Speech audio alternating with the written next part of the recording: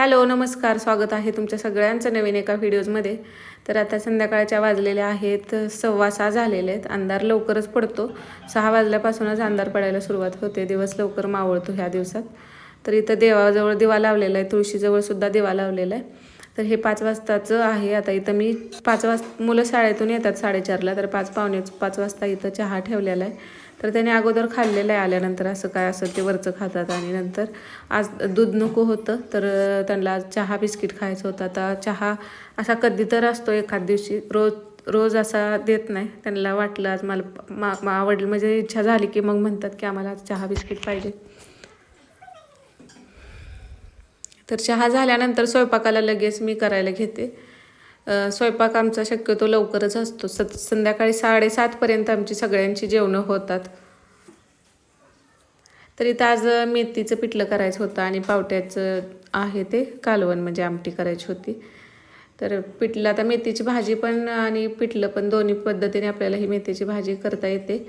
ज्यांना भाजी आवडत नसेल ते ही मेथीचं पिठलं असतं ते अशा पद्धतीने करून बघा, छान लागतं. पण हे थोडंसं सुकं होतं, याबरोबर रस्सा भाजी एकतरी लागतेच.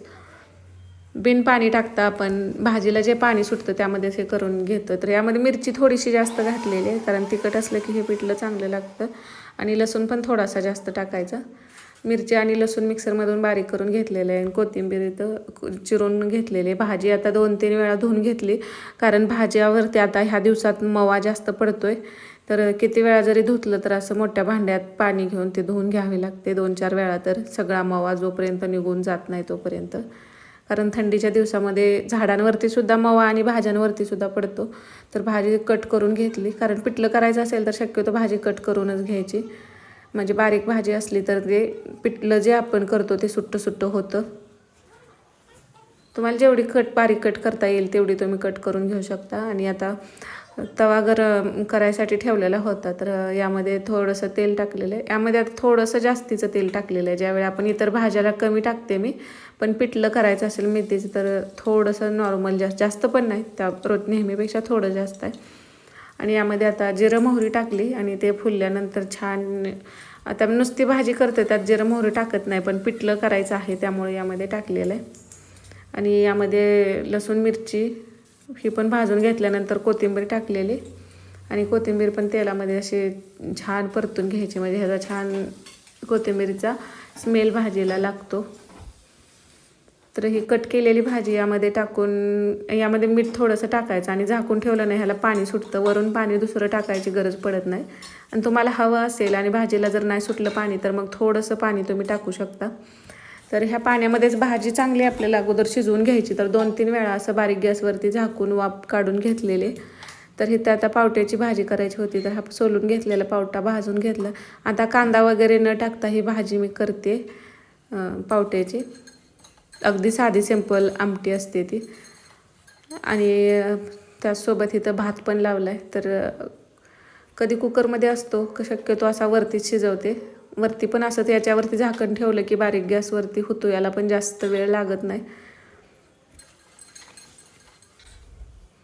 तर बघा भाजीला असं छान पाणी सुटलेलं आहे आणि भाजीसुद्धा शिजलेली. तर यामध्ये असं आता डाळीचं पीठ पेरून घ्यायचं आणि हात थोडं पीठ टाकायचं आणि असं हलवत राहायचं. आता जेवढं बसतंय तेवढं पीठ यामध्ये टाकू शकता तुम्ही. छोटी वाटीवर तरी बसतंच पीठ यामध्ये.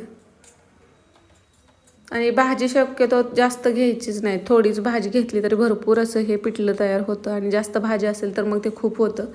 त्यामुळं छोटी पेंडी असेल तर एक घेऊ शकता आणि मोठी असेल तर मग त्यातली अर्धीच घ्यायची.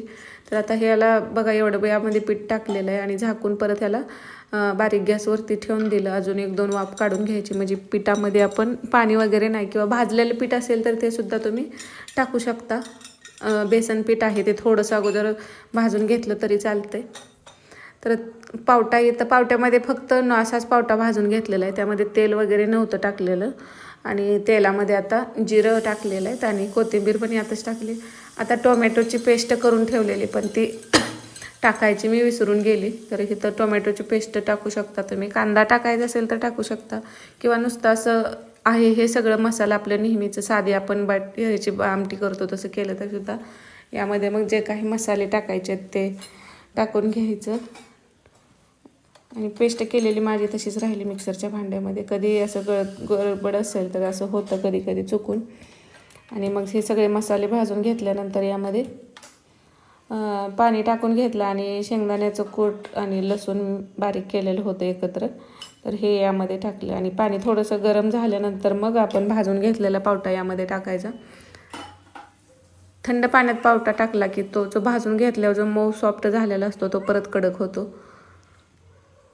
तर हे पावट्याचे बी यामध्ये असे टाकलेले आहेत. तर ही आमटी पण आता एक तयार झालेली आहे. आणि आता एकच भाकरी करायची होती आणि नंतर चपात्या करायच्या होत्या. तर चपात्या थोड्याशा लेट म्हणजे 7 वाजता करते आणि भाकरी मात्र आता ही भाजी झाली की मग मी भाकरी पण बनवून घेतली. भाकरी बनवून घेतली आणि त्याच परातीत पीठ मळून ठेवते चपात्याची कणिक. म्हणजे परत 7 वाजता चपात्या करते. तर संध्याकाळचा स्वयंपाक जर लवकर झाला तर म्हणजे जेवण जर लवकर होत असतील तर आपली रात्रीची कामं मग लवकर होतात. किचन आवरायला हे परत मग आपल्याला 9-10 वाजत नाहीत.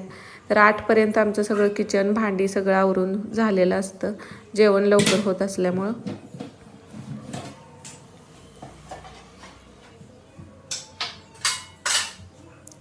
तर आता इथं ज्वारीची भाकरी करते मी.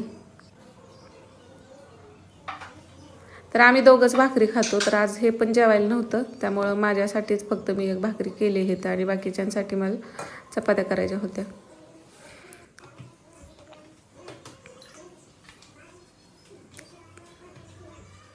तर भाकरीचं पीठ थोडंसं जुनं झालेलं होतं. तर ज्वारीचं पीठ काय होतं की जुनं झालं की जरा भाकरी मग वळणी येत नाही, ती थोडीशी चिरत असते. मग त्यासाठी ते थोडीसं जास्त मळलं ना मग ती भाकरी थापताना मग चिरत नाही.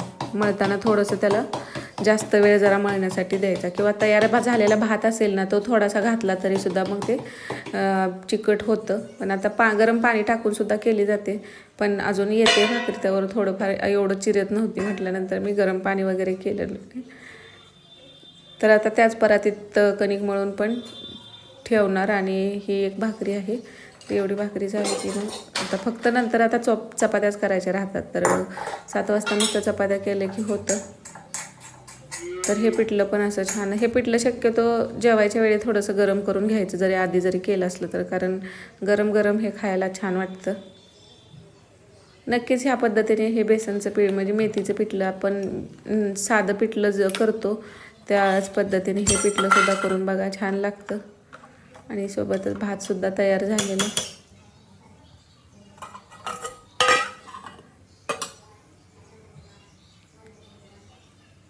तर व्हिडिओ आवडला असेल तर लाईक करा आणि चॅनलला सबस्क्राईब करायला विसरू नका. श्री स्वामी समर्थ सगळ्यांना.